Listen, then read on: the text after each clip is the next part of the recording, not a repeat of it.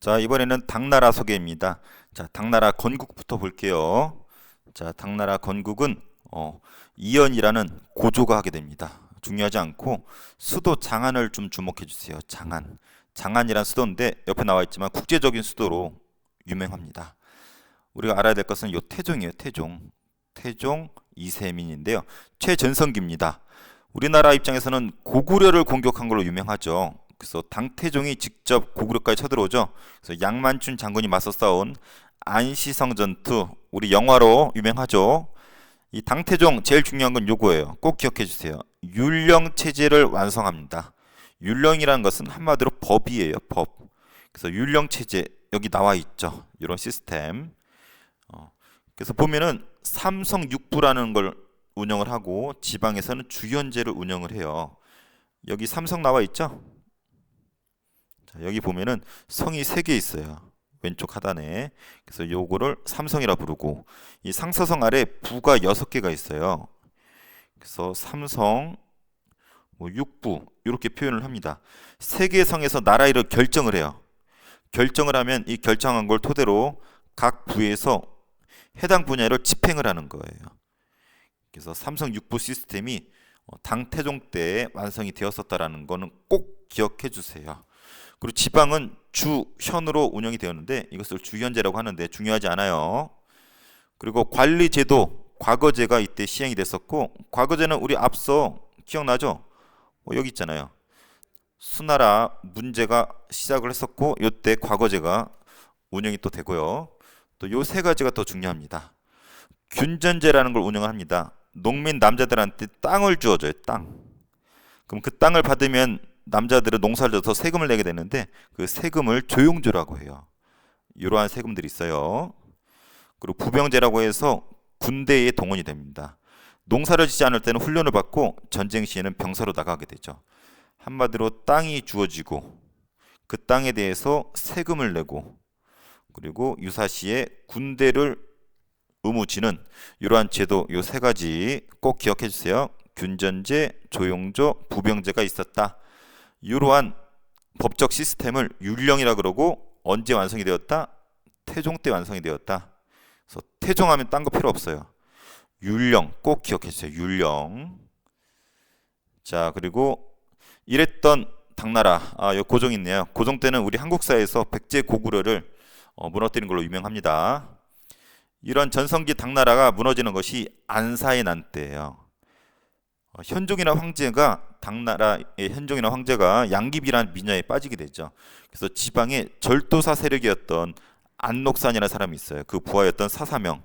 그래서 요 앞대가리 따서 안사의 난이라 그러는데 이 안사의 난, 이 절도사라는 게 뭐냐면 중국이 땅이 넓잖아요. 그래서 지방의 책임자예요. 지방을 왕, 황제 대신 통치할 수 있도록 권한을 부여했었던 지방의 권력자를 절도사라고 하는데 이 안록산이 그 절도사예요. 그래서 안록산과 사사명이 반란을 일으킵니다. 이걸로 좀 휘청거리다가 결론적으로 황소의 난 때 완전히 무너져요. 황소는 음매소가 아니고 농민 이름이에요. 그래서 농민들이 반란을 일으키는데 그것을 황소의 난이라고 하고 결정적으로 절도사 주전층에 의해서 나라가 망하게 되는데 당나라는 절도사에 의해서 망한다는 거. 이 황소의 난을 진압하자고 했던 최치원이라는 사람 있죠? 최치원은 우리 한국사에서 되게 중요한데 육두품 출신으로 당나라에 가서 관리로 살다가 황소의 난을 진압할 것을 주장하는 토황소 경문이라고 하는 글을 쓴 걸로 유명하죠. 토황소 경문. 한국사에서는 되게 유명합니다. 자, 넘어갈게요. 자, 당나라의 문화를 두 마디로 표현하면 국제적이다, 귀족적이다라고 할 수 있어요. 국제적인 사례, 수도 장안을 보면 알 수 있습니다. 수도에 외국 사신과 다양한 문물들이 들어와 있는데 특히 당삼채가 들어와 있어요. 이것이 당삼채예요. 보다시피 얼굴이 외국인이야. 그리고 이 색채 자체가 중국 스타일이 아니고 어떤 서역 스타일이라고 해요. 다른 나라 스타일이에요. 그래서 당삼채라는 단어는 꼭 기억해주고 외래 종교들이 많이 들어와 있습니다. 뭐 이런 것들. 그래서 외국인 종교가 들어와 있다는 건 국제적인 특징이죠. 또 비단길을 통해서 비단이나 도자기에 중국 것들이 넘어가기도 하지만 서역 세력들이 들어오기도 합니다. 이 서역이란 말은 중국 기준으로 서쪽에 있는 세력들을 서역이라고 불러요. 그래서 비단길을 통해서 주기도 하지만 오기도 했었다라는 거. 자, 그런 이런 사례들은 중국의 당나라가 국제적이었다는 걸 말해줍니다. 또 귀족적이에요. 시, 글씨, 그림 이런 것들은 귀족들이 누리는 그런 문화들이잖아요. 그래서 이런 사람들 중국의 귀족적인 성격을 보여주고 학문적으로는 훈구학을 집대성 기존의 훈구학을 계승 발전했다라는 거예요. 그래서 이런 책을 펼쳐냈고 불교에서는 현장법사가 유명합니다. 여러분들 서유기 하나의 서유기 손오공 나오는 서유기에 나오는 스님 있죠? 그 스님의 원래 원조가 이 현장법사래요. 불교의 원조가 어디예요? 불교의 원조는 인도잖아. 그래서 인도에 직접 이 현장법사가 가서 부처님의 말씀을 적은 경전책이 있죠. 그 책을 가지고 옵니다. 그 책을 이 대안탑에 모셔두게 되는데 당나라 관련해서 대안탑 사진도 잘 나옵니다. 도교도 성장했었고 이 탈라스 전투 좀 알아두세요. 탈라스 전투 베탈라스가 아니고 탈라스 전투입니다. 탈라스 전투는 중국과 이슬람 애들이 전투가 벌어진 거예요. 뒤에 배우고 있지만 아바스 왕조하고 전투가 벌어지는데 중국이 져요. 그래서 중국의 포로 중에 종이 만드는 기술을 알고 있는 포로가 있었어요. 그래서 중국에서 이슬람으로 종이 만드는 제기술이 전하게 된 계기가 된 전투 탈라스 전투 꼭 기억해 주기 바랍니다. 자, 현장의 그림이고 대진경교 유행 중급비라고 있는데 이 경교라는 것이 위에 나와 있지만 네스토리우스 교를 말하는 거예요. 장안에 이런 것들이 다 있었어요. 호선무라고 해서 서역 세력의 춤이 중국에서 당나라에서 유명했었다고 합니다.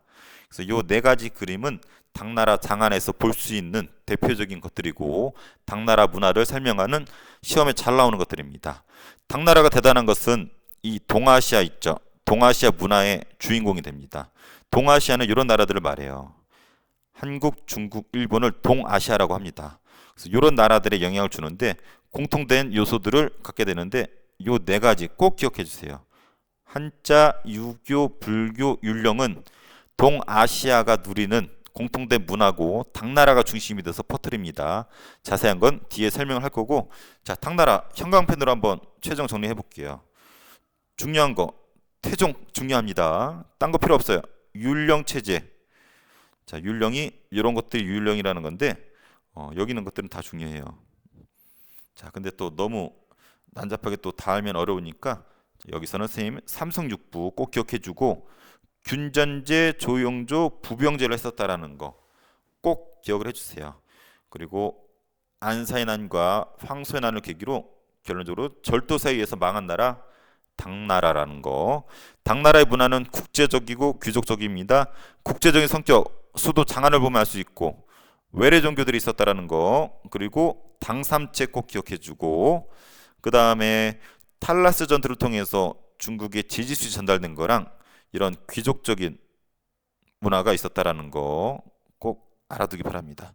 그리고 여기 나오는 당삼체 그리고 대안탑 이 두 가지 정도는 꼭 알아야 될 그림이고 이 네 가지는 뭐 말할 필요도 없이 달달달 외워야 됩니다.